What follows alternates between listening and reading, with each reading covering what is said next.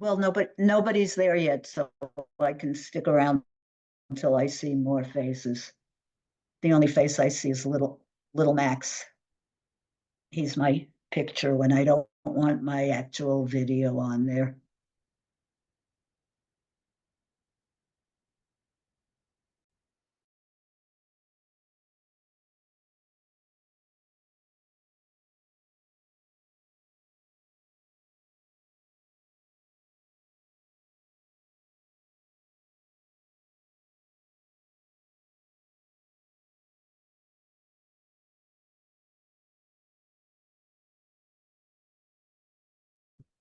Hi, Liz. Whoops.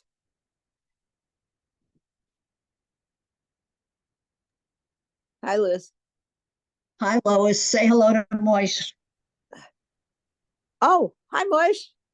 He's saying hello to you. Wait, let me put him on speaker for a minute because I'll hang up with him as soon as the rabbi comes. There you go. Now he's on speaker. Hello there, Maisha. Lila Tove.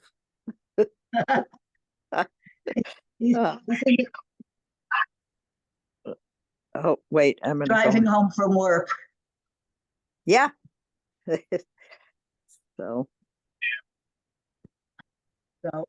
I'm gonna let you go drive, Mr. Bush. Get home safely. Love you too. Bye.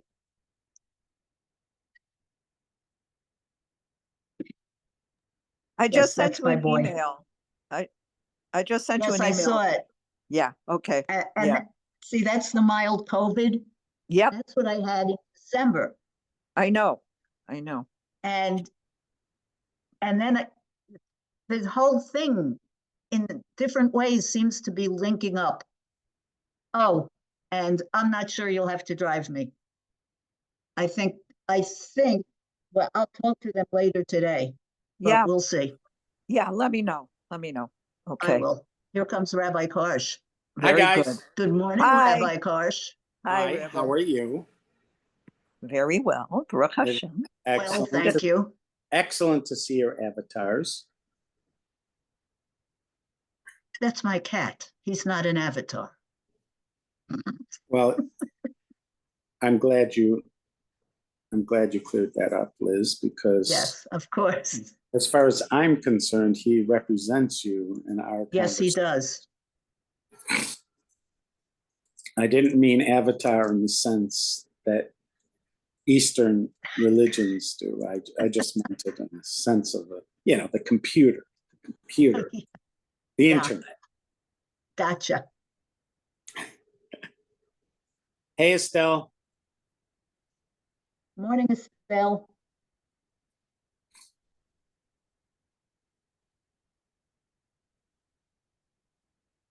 Morning, everybody. Good morning. Wonderful to hear your voice.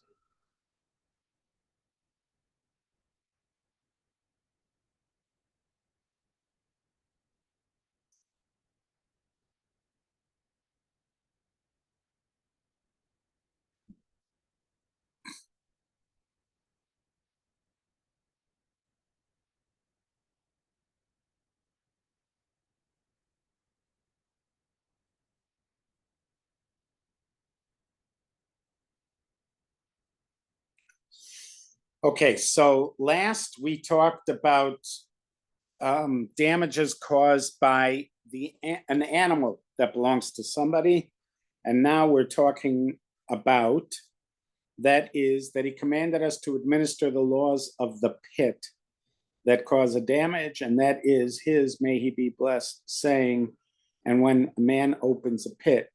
The analysis of the law of this commandment have already been explained in the 3rd and 5th chapters of Bava Kama. So in this case, somebody has dug a hole in a public area, and somebody's properties have been damaged because of that. It could be somebody themselves has been damaged because of that, or somebody's animal has been damaged because of the pit that this person dug in a public area. There is also a discussion of people digging pits in their own property or digging pits on other people's property. But the classic case is that a person dug this pit in a public area and it caused damage. And so this seems rather straightforward. If a person creates a hazard in a public area, they're held responsible for it. There are some unique features about this law. One of them is that a person could be liable for damages caused by a hazard that they've created, even if they don't technically own the hazard. So for instance, if you dig a pit in a public domain, you technically are not the owner of that pit. It belongs to the public. But because you created a hazard, you are, in some sense, considered connected to it. And you are held responsible for the damage that you've caused. So before, we've talked about damage caused by your physical person. We've talked about damage caused by an animal of yours, something that sort of represents you. It's owned by you, connected to you. And here we have damages that are caused by something that technically you don't own, is technically not connected to you, other than that you actually created the hazard. And yet you're still held responsible for the results of it. There's lots of discussion about this because it does represent some it has unique characteristics, especially that issue that you don't own it. Yeah, and it is mentioned in the Torah, and is considered one of the main categories of damages that a person causes. I mean, in this case, a kind of indirect damage that somebody causes, that he is held liable for.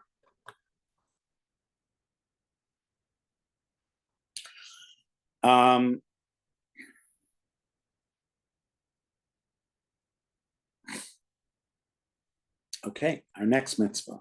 That is, commanded us to administer the laws of the thief, that we fine him the law of double payment, or 4 or 5 times. We kill him if he comes surreptitiously.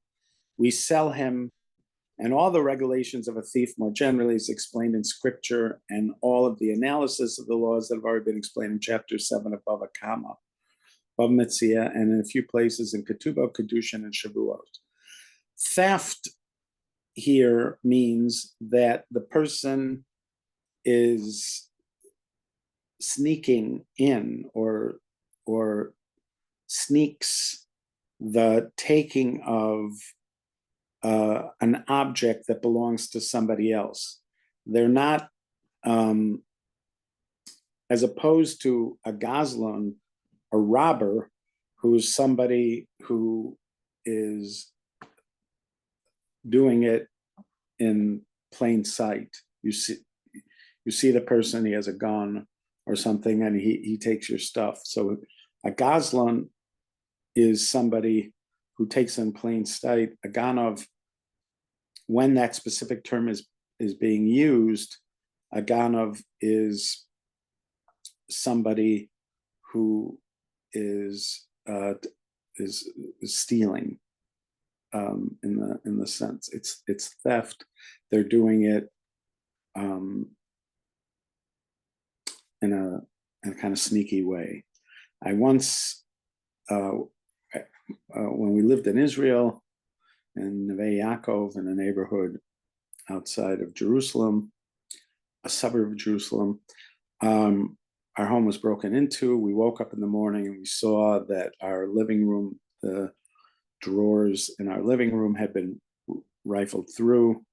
So I called the police, and I spoke in English to the police, and I told them that I had been robbed. And the woman in English responded. She asked me, "Is he still there?" I said, "No." did you see him? I said, no. And then she like pauses. And she goes, that if you didn't see him, that's actually a theft. It's not a robbery. She was like correcting my English.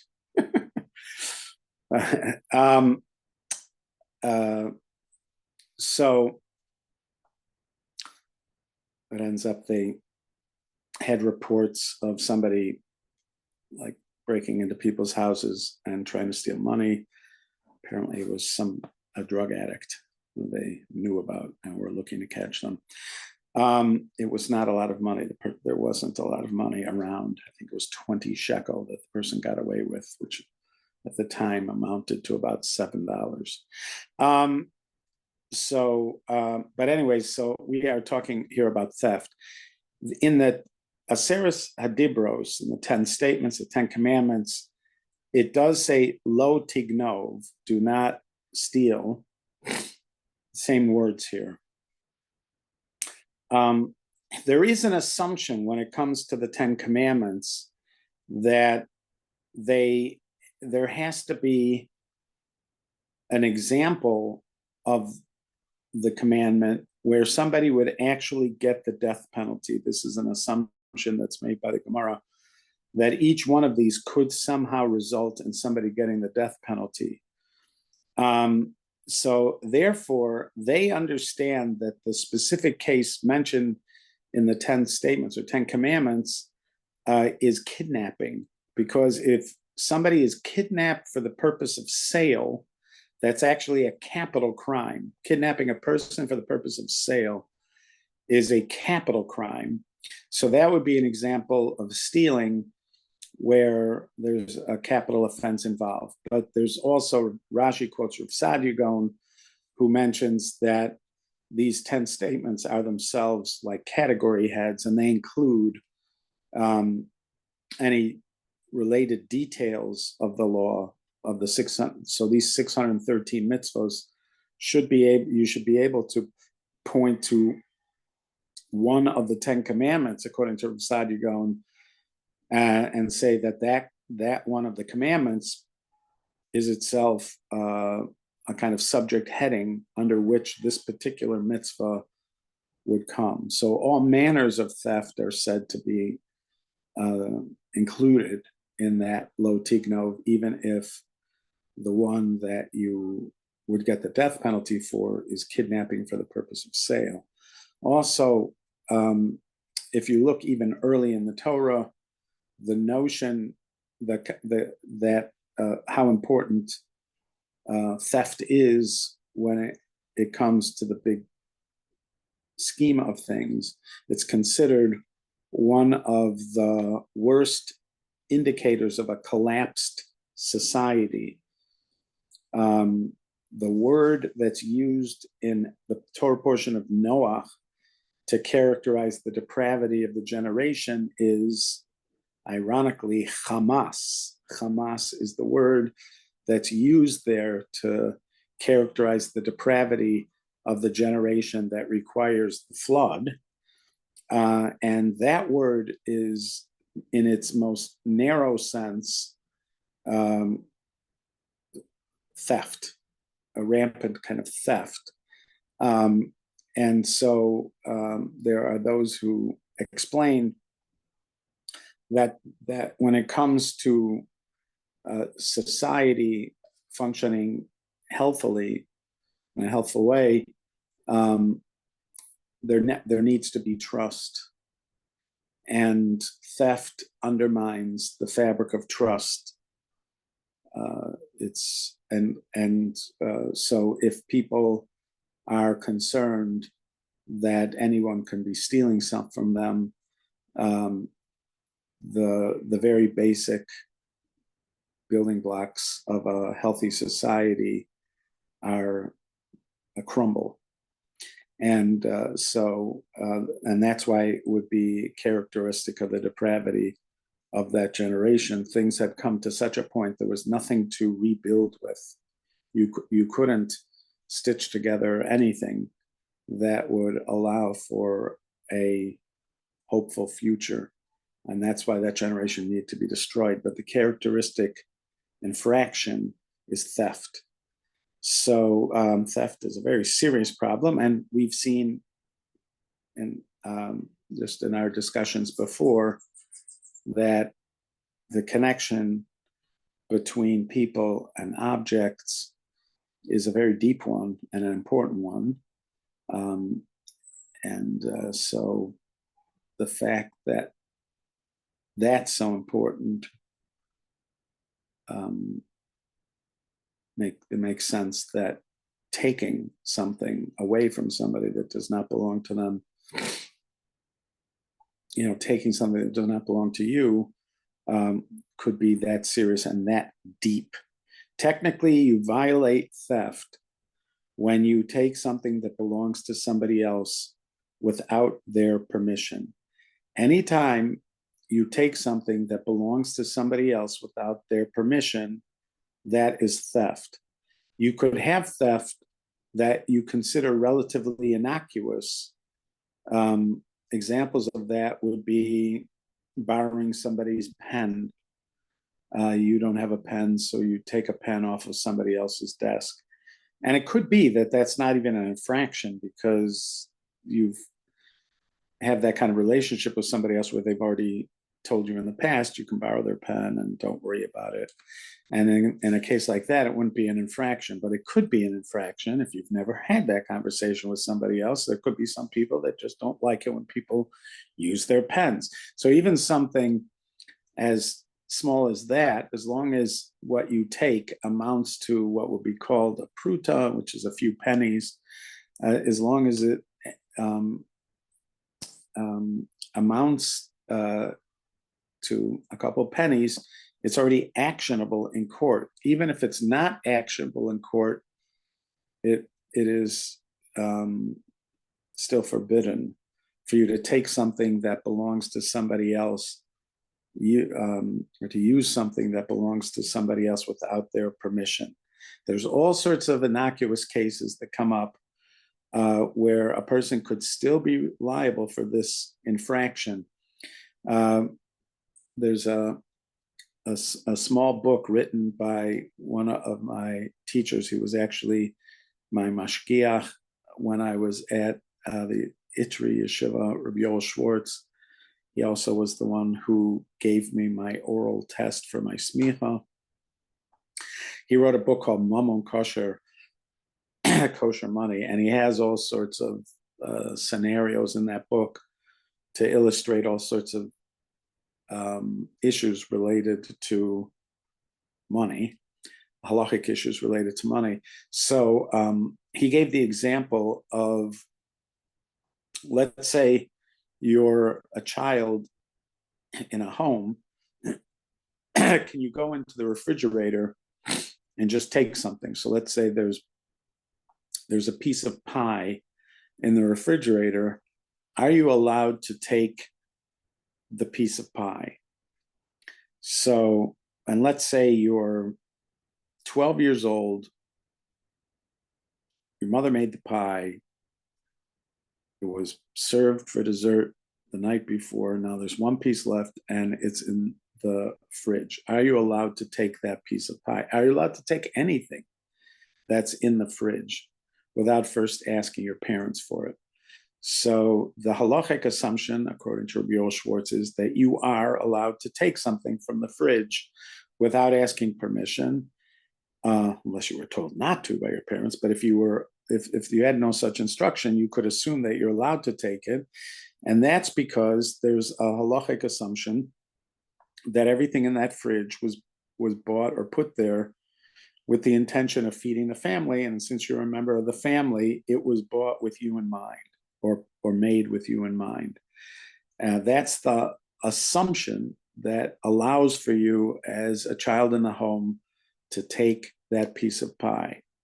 What if you are now a college student and you live away from home and you are on a surprise visit? You didn't tell your parents you're coming. Now you're on a surprise visit. You enter the house and you're hungry. You open the fridge and you see a piece of pie in there. There he suggests you're not allowed to take the pie because you don't have the benefit of that halachic assumption.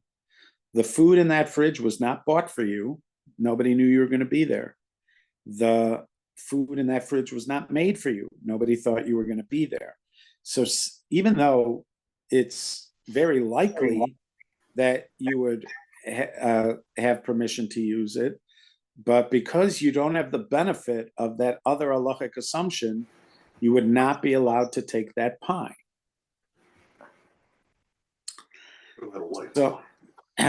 So, yeah. Did you have something to say? No, David wants to know if a wife would be allowed to take the food. Yeah, no, so that same halachic assumption is that everything, the assumption is that everything in the fridge or anything, in the cupboards is there with the entire family in mind, unless somebody states otherwise. Let's say somebody is putting something in the fridge because they're planning on taking it to work for something with their workers. They specifically bought it and are planning to use it as something for their workers, and they tell you that that this is not for the family, then you're not allowed to do it. I agree that between husband and wife, there are certain assumptions that it's joint property. Things are joint property, but so it would be simplest to say if the husband had bought something and was planning to use it for something else and had told everybody that it's for something else, that they wouldn't be allowed to take it. Whether or not the wife can do that halachically, I don't know. It's a fuzzy area, but certainly the husband could do that. He could say that I bought this for a birthday party at work. It's a cake or whatever. I bought it for a birthday party at work, and nobody else is allowed to touch it. I agree that it gets a little fuzzier on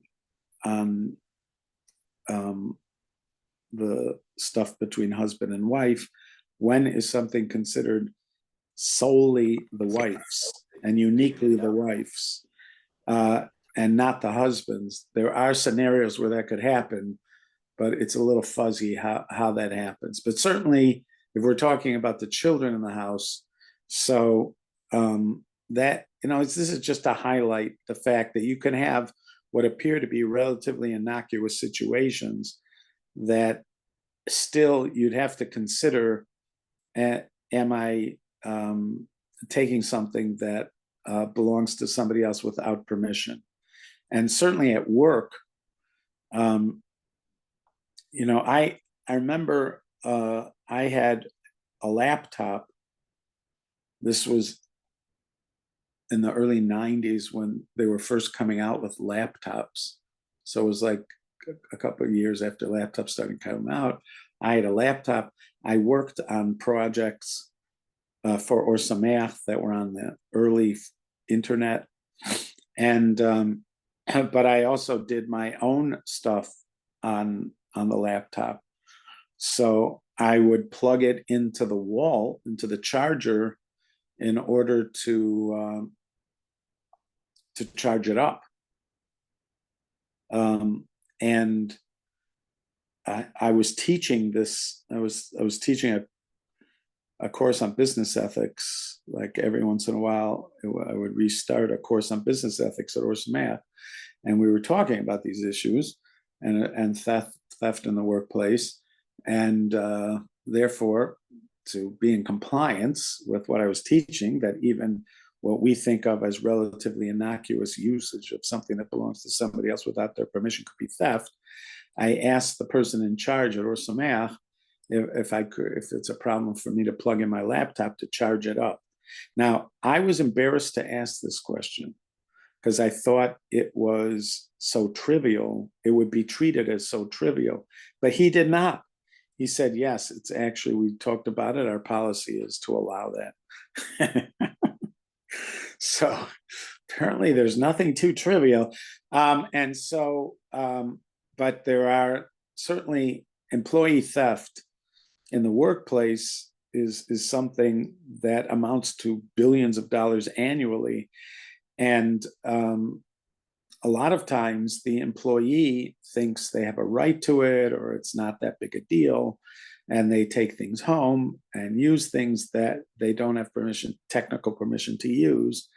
And they think of it as trivialities, but in the big picture, it doesn't amount to a triviality. And so, and also, the argument is that if you allow yourself to become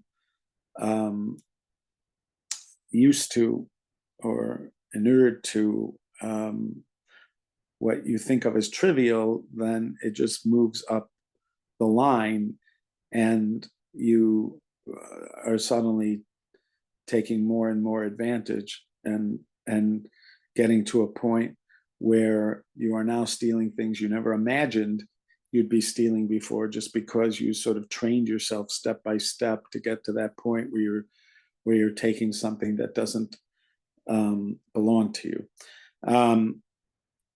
And then, you know, there is an issue of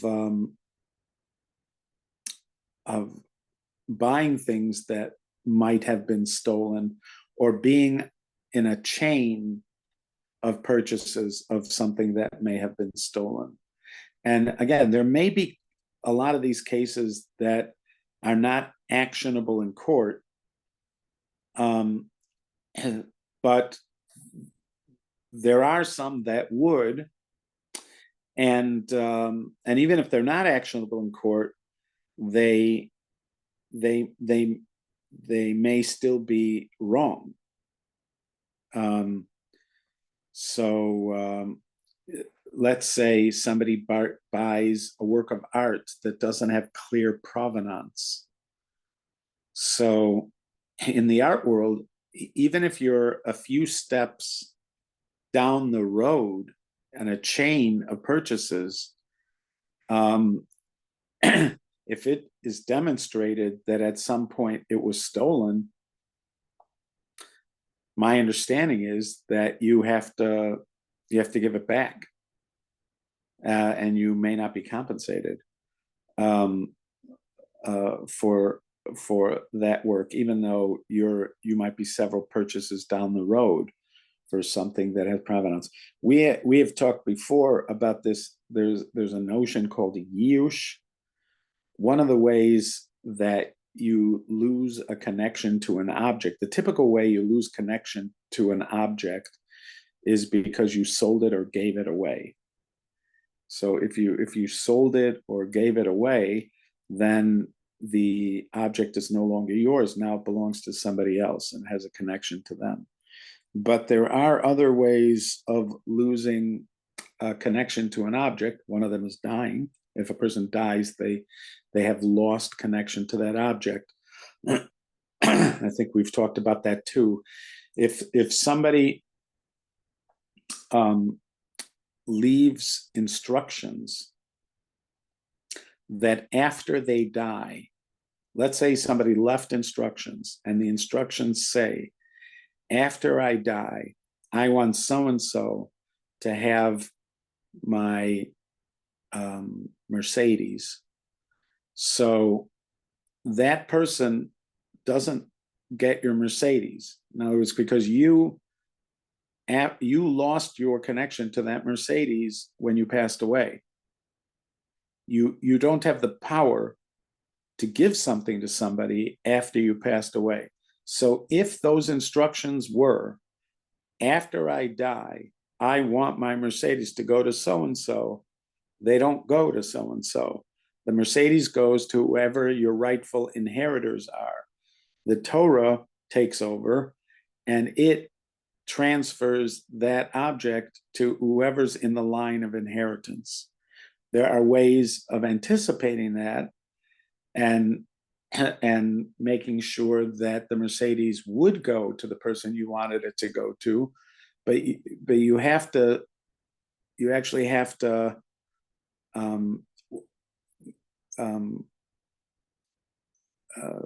structure that in a way that it was a gift while you were still alive. While you're still alive, you can give something to anybody you want to.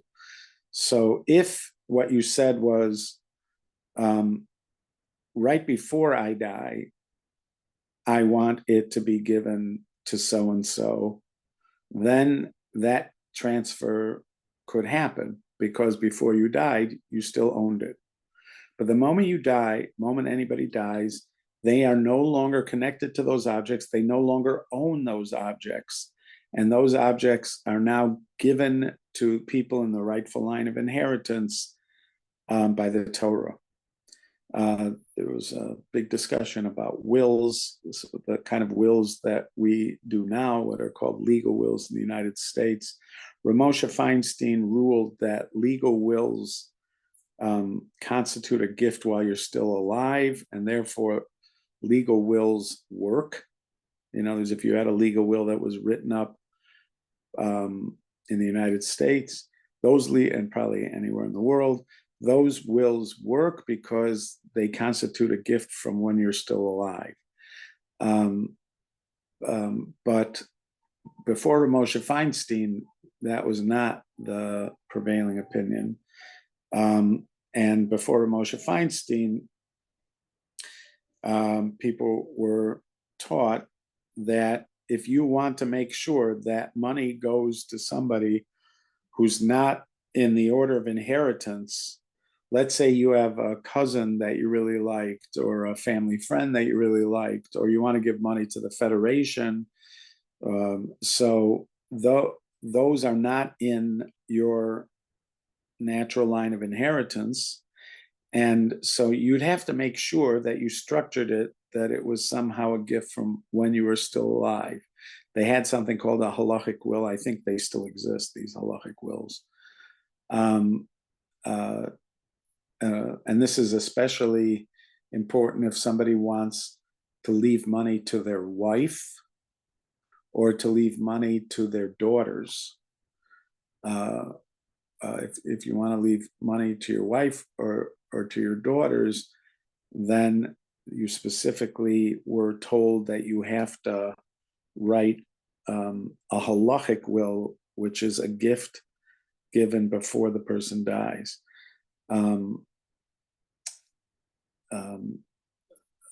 But again, according to Ramosha Feinstein, even a legal will, a regular legal will, not necessarily a halachic will, but any legal will, it would be honored if it happened. I once asked Rav Scheinberg, because my grandparents died and they left money to my mother. And so the question was, and then my mother gave some to my sister and I. So if the halachic question was, could I take the money from my mother? Because my mother, as a daughter, is not an inheritor of her parents. And Rav Scheinberg said, Ramosha Feinstein Paskin, that a regular will is considered halachically a gift while you're still alive, and therefore it works. So that was my indication that Ramosha's response with regard to that was considered the standard ruling, afterwards. There was a Rabbi? book.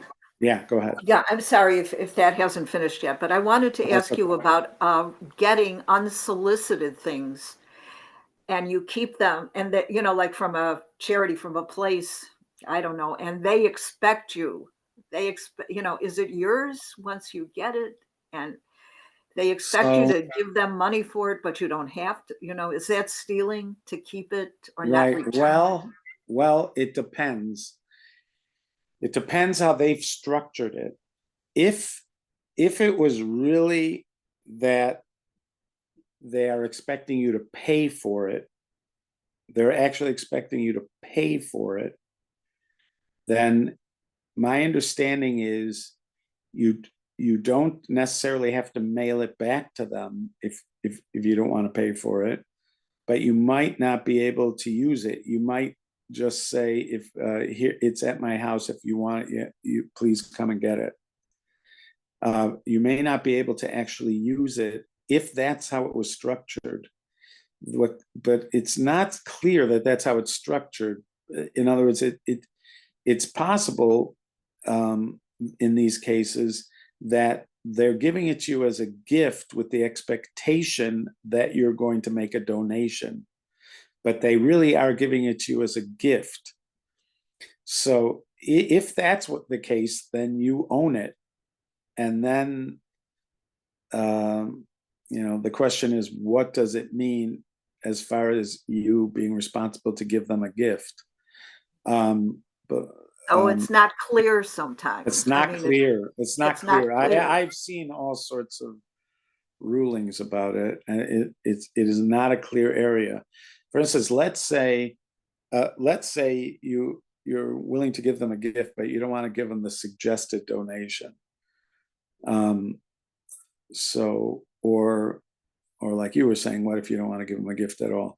So again, if they structured it that this is a gift with the expectation that you're also going to give a donation, then technically you own it, even if so it wouldn't be theft to use it. The question is, are you obliged to give them a donation? That might be a two-step thing. In other words, there might be two things here. There might be, you were given a gift, end of that story. Are you obliged? Have you committed to giving a donation by accepting the gift? So it may not undo your ability to use it, but it may mean that you are now like pledged to give a gift. That this gesture of keeping the item in some ways is a pledge to give a gift. So it's a complex halachic issue. It's one of those things you can Google and get the answers to, because it comes up a lot and is a complex question. I know, because so many times I'll get, especially they send you these, like little things that you put on envelopes for stamps or whatever, cards. And I feel so guilty if I'm going to use it, if, I just don't use it. On the other hand, somebody paid for sending it, Right. Right. Now, the thing is, if you don't use it at all and just like set it aside, that I don't think anybody would say that's an infraction, because you haven't used it and you've set it aside. They know where it is if they want to go find it. But it's an annoyance to have these things just sitting around and nobody. Yeah. So a lot of return address labels. Yeah. Yes, a lot of those. Yes. Yeah.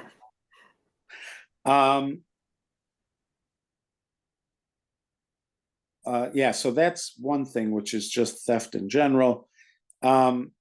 And then there is the other part of this, which is that the Rambam's including with the second part of this, which is knas. We talked about that before, that there can be penalty payments.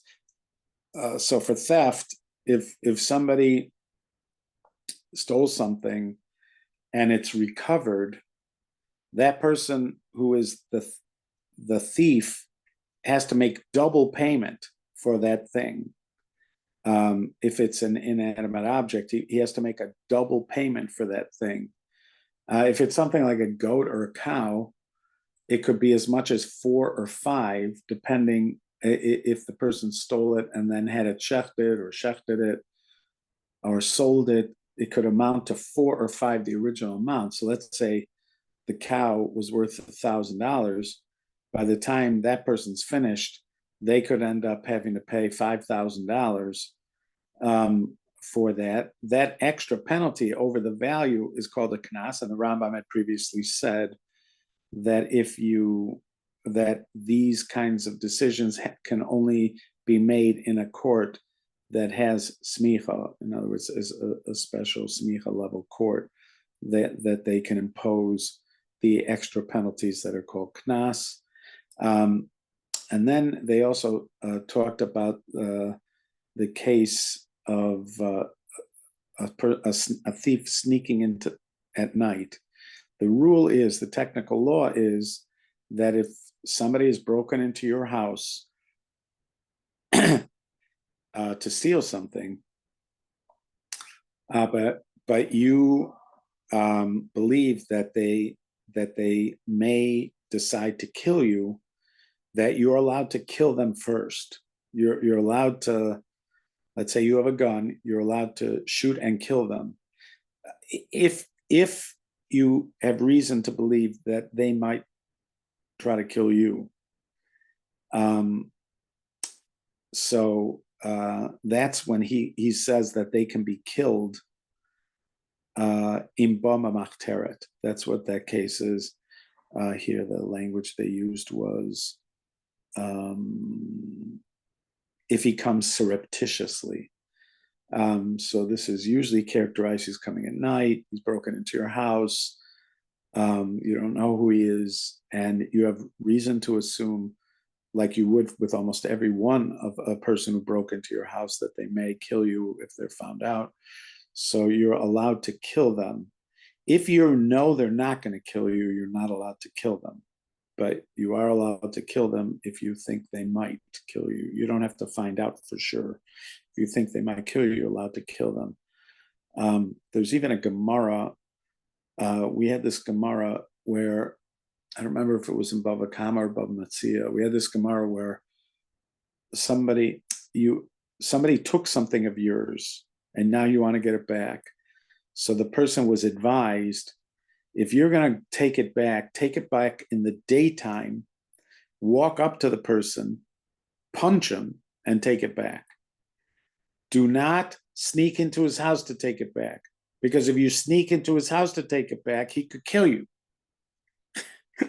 So obviously he could only kill you again if he thinks that you might kill him, but he doesn't know who you are. You just snuck into his house. So the advice is, if you're going to take your thing back, do it in the day. But it even says, like, you can go up and punch him in the mouth and take your thing back, but you don't sneak into the house, because a person they could end up killing you, and you certainly don't want that. Okay, with that, I leave you. So we're not meeting tomorrow, and we're not meeting, our Thursday class is not meeting. So our next class is going to be Be'ezrat Hashem Yitbarach Shemo on Monday. Monday at 11 How about tonight? Tonight we are meeting. Thank you for reminding me. I have to send that out. Thank you. Okay, I'll send it out now. You're welcome. You all. As always. Thank you, Rabbi. Bye-bye. See you later. Thank you. Bye-bye.